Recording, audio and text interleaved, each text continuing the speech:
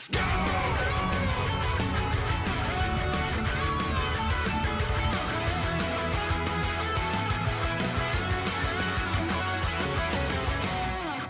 See, to be completely real, fighting games that actually deserve like a bunch of pushback, the ones that came out and had either like big problems, detrimental enough things to really affect it, you know, in the long run. The first one that comes to mind, in my opinion, is Street Fighter X Tekken.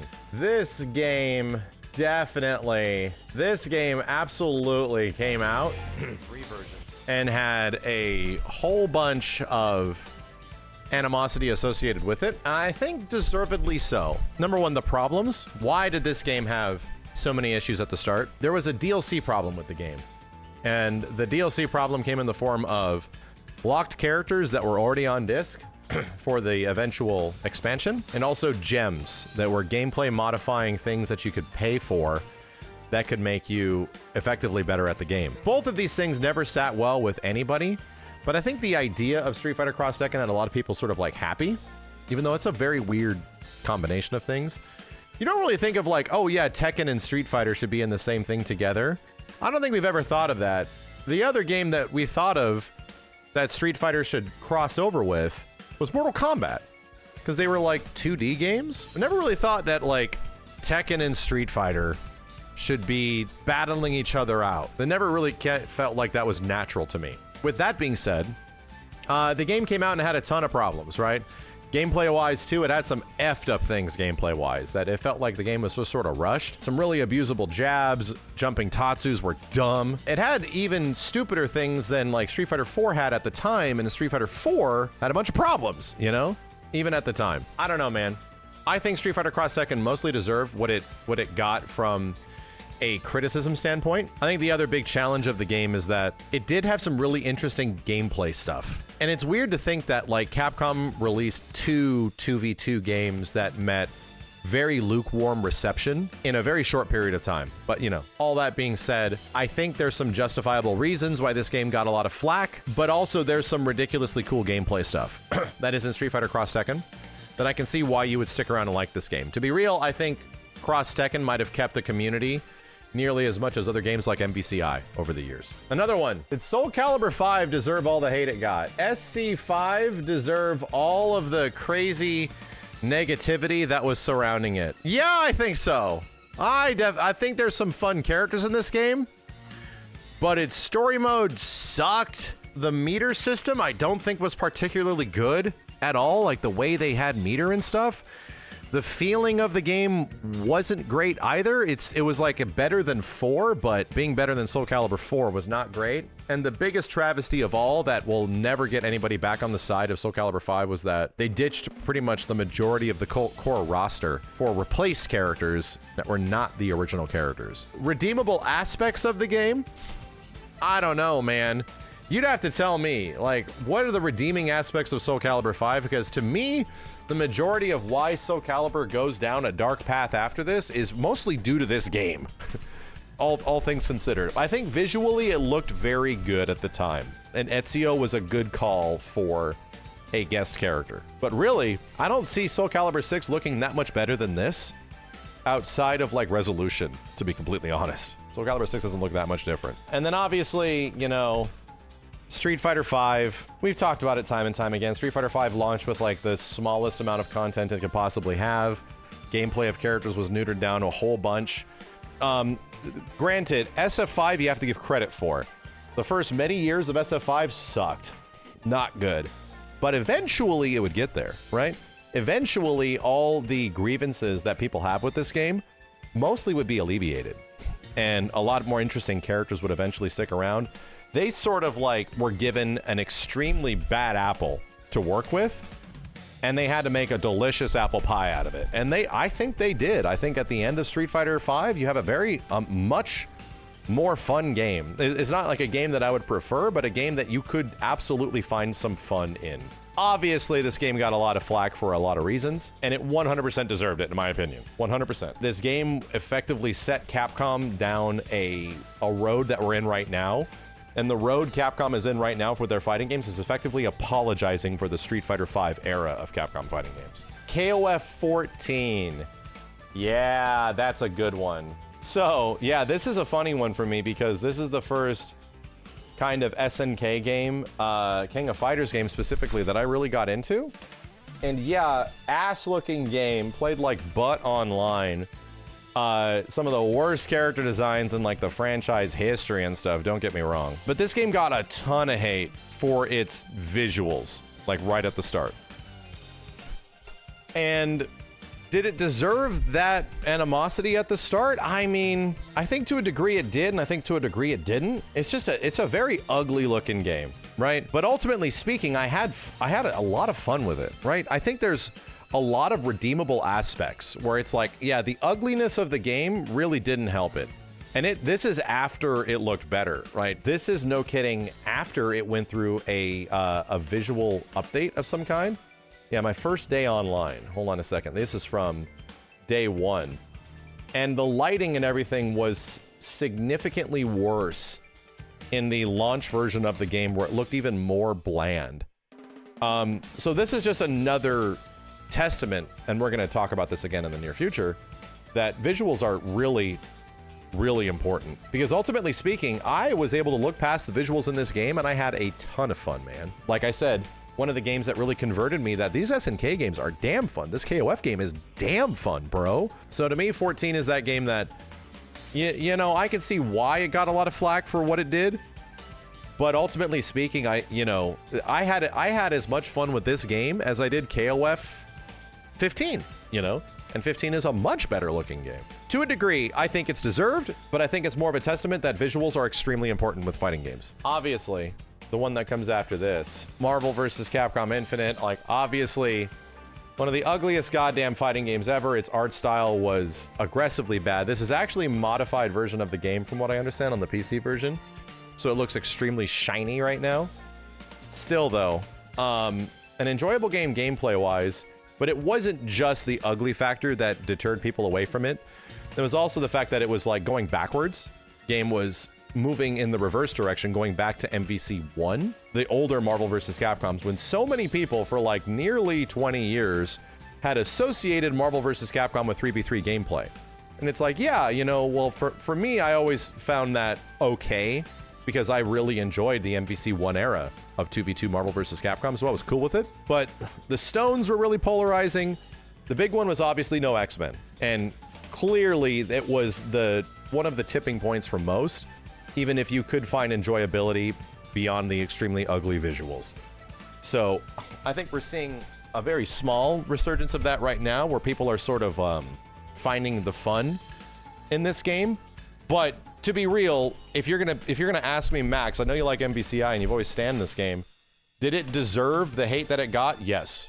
I'll just tell you, yes, it did. 100%. This game was one of the best examples of a developer like not listening to its fan base in some way, or trying to still move forward with something that was effectively doomed. And I think that we saw that happen. It went down in real time, dude. And even when, you know, we can change the visuals of the game and you could see past the ugly exterior and maybe have a little bit of fun with it, it's still going to have those problems, right? And it's still going to be the game it is. And we knew that when we were doing MVCIB. That was the whole point of it. So ultimately speaking, did MVCI deserve it? Yes, I think it did. I think one of these is when, you know, core gameplay wise, I think there's more redeemable aspects in KOF 14 overall between roster size and all that stuff that make that like a better game overall than MVCI was. I really do. And to me, like, this game is the one that's like, shit, bro. Like, yeah, there's a reason it got as people were as pissed off, because Dragon Ball was existing and everybody was big mad at this shit, you know? But long story short, most people that grew up with older MVCs and not just MVC 2 and MVC 3 actually really liked this game. Funny enough, the people that really grew up with the older Marvel vs. Capcoms, like myself, really enjoyed MVCI because gameplay is really important. Yeah, this game deserved it, bro. 100%, it deserved it. There is another game, though. This game didn't particularly do bad, funny enough. Like, Soulcalibur 6 was not an overall, like, failure of a game. It ended up selling okay, but it ended up selling under expectations of what they wanted it to sell. Like, it really did. So, to be real, like, the only reason this game didn't really get up a lot of, this game didn't, yeah, get a lot of hate. It just didn't find its way. And I think that's different. This game didn't have like a lot of animosity associated with it. Most of the decisions they made around the game were all good outside of the visuals weren't amazing. The visuals were like a 7 out of 10, but it wasn't a disgustingly ugly game. You know what I mean? It just sold a bit under what they were expecting it to sell. So I don't think this really goes under the same category, just to show you where I'm coming from. This doesn't really feel like a game that had a lot of animosity or deserved a lot of the hate it got, because I never felt like this game got hate. It just didn't take off, you know? King of Fighters 15, almost the exact same thing as Soulcalibur. I don't think that game ever had any animosity associated towards it or did anything really wrong. It just didn't take off. This one, though, there was a lot of reasons why DOA 6 did not end up hitting at all. Mostly due to the fact that it was a severe downgrade from DOA 5. It didn't help that the game performed kind of like ass too. Like, functionally speaking, I think ran at like a shit-ass frame rate, even on the hardware that it came out on like the Xbox and PlayStation and stuff. It actually had problems in that way. It also was circumvented by the fact that DOA 5 was a very full game, very complete game that had like a lot of fun in it and all that kind of stuff, and like tag modes and all this crazy shit. And this game just didn't have that.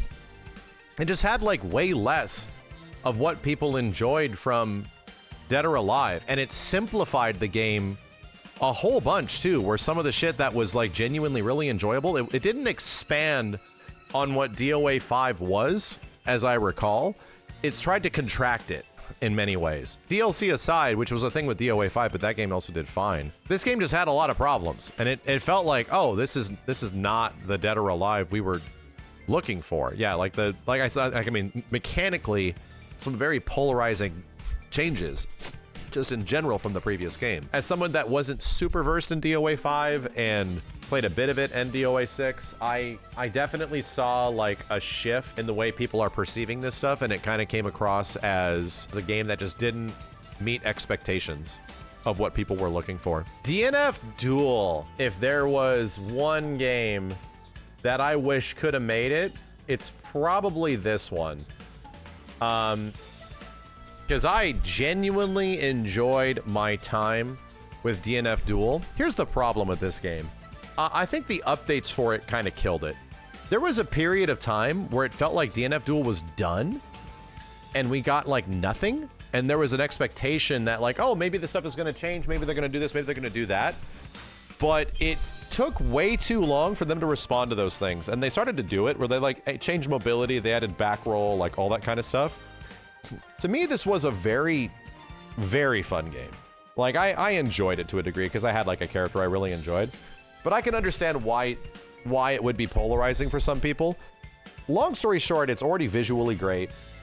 It's a responsive game that plays well, but its grounded movement was always like kind of rough. I just don't think it was given the time of day in many ways. To be real, if there's one game on this list of games as I look back on that was kind of robbed and had just as many issues as many other games did, it was DNF Duel, dude. Like, and the game had good netcode. It didn't have crossplay, like all that kind of stuff. People didn't like the big-ass normals on things, like the same things that people complain about in like other games. Granted, the game got figured out very fast, you know? There needed to be some variance, but I think that comes down to, if there's one issue that DNF Duel had, was the response. It was the response from the developers on how they need to fix shit. That stuff got fixed either for the positive or negative. I'll say myself, once they fixed stuff, they destroyed like one of the characters I play, which was Troubleshooter. They effectively like neutered the hell out of him. So he could just do way less as a result of that. And that kind of is the thing that got me to stop playing the game, you know? So I don't know if the same thing can be applied to anybody else, because I didn't play many other characters in the game. But that was one of the things that got me, was that like, oh yeah, my character kind of got destroyed in one patch. I wish that DNF Duel could have been given a fair chance, but due to, you know, people sort of wanting to write it off, as well as the developers seemingly writing it off until it was too late, and then their updates came out and they were a bit too, you know, they weren't really timed appropriately, then yeah, it was done.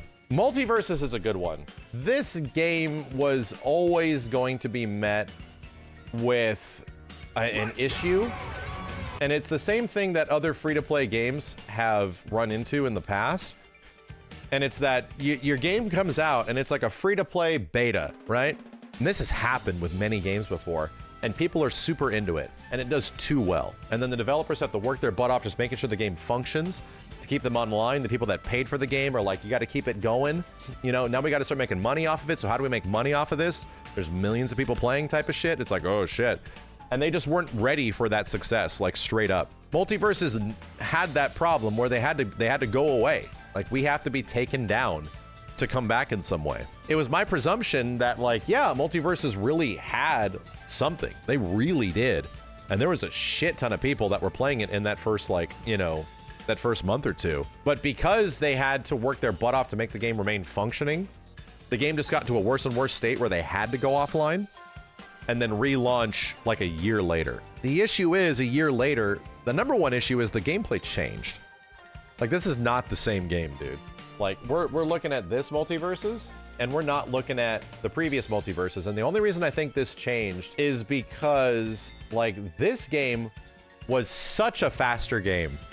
Such a significantly quicker game than the one that we got. And it's almost like they had to slow the game down because of the netcode. Like, the netcode was unable to keep up, maybe. Like, I don't know. But that didn't help, you know? It was also the fact that the way they monetized the game wasn't particularly great either. And that monetization, you know, carrying over from one version to the next, there was a big period where it's like, oh, we spent all this money and now we just hope you come back. There was a lot of like goodwill that they were hoping from their audience for them to like return in some way. And that goodwill was sort of like, I guess, squandered a bit just because it took too long. This 100% is the example of like something effectively getting launched a bit too early and getting put into the zeitgeist of culture where it blew up and blew up bigger than any other fighting game we've seen, like, at all in this space, but was unable to hold it because, yeah, to keep something supported takes a ton, dude. And it's not the same as making any other general fighting game, you know? Did this game, like, sort of deserve it in some way? I don't think the devs deserved it. I don't think the development team particularly deserved any of this, but I think what happened as a result of the WB-ness is probably appropriate, considering we've been seeing the WB-ness kick in a lot over many games over the past few years. If you want the game that likely did not deserve any of the fate it got, it's this game, dude. Granted, one thing that was always going to be against Rumbleverse in some way was its visual art style, right? Visuals are important, and it's just the nature of the situation. The way the game looked always was polarizing. You are either going to be into it or not into it. But speaking just from like a development standpoint, and we still don't know why Rumbleverse got taken down, this game was crazy, dude. Like, this game was such an idea, such a concept in terms of like how the hell it works and operates and plays as a BR. And it genuinely is like one of the few BR fighting games out there, unlike, you know, similar to like Naraka. It's kind of like that in the same vein. If there's one in this entire list that like definitely didn't deserve just to go away, I think was Rumbleverse. And we still don't know why. We actually do not know the reasoning why it's gone, what happened as a result, why it got such a small release window from the beta phase. Like, we don't, dude. But it's genuinely sad because this was a goddamn game, man. This was a legit, super interesting game that just maybe did not find a way to get its audience. I think this one might be one of the saddest ones of all of them, outside of like, yeah, KOF and DNF and, you know, Soulcalibur. This one didn't deserve it, dude. This was free to play as well. It was, yeah. You could only buy like skins and stuff like that. I'm gonna say this right now. I definitely have been critical of Mortal Kombat 1 since almost day -90, where it's like, some things in this game seem like it can be fun, but what the fuck is going on? Even from the get-go, it seemed like something weird was happening with the game in a preview state, like even in a state before we were playing it. Or even, I'm sorry, even having extended play sessions, it was like, why are we very limited in what we can do? It's almost like they felt like they were hiding something. Yeah, and it seems like that was the case. Like, to a degree, we sort of understand that the game was pushed forward, that it seemed like it should have been delayed about 6 months, or initially was going to come out around April of 2024, but had to come out in September of 2023, because of some failures or some lack of success on the WB side, and the game had to come out to make up for that. And that isn't the only thing that is rough about it. There's several other things that were an issue in terms of like gameplay and stuff like that, how like the tag system just doesn't feel right.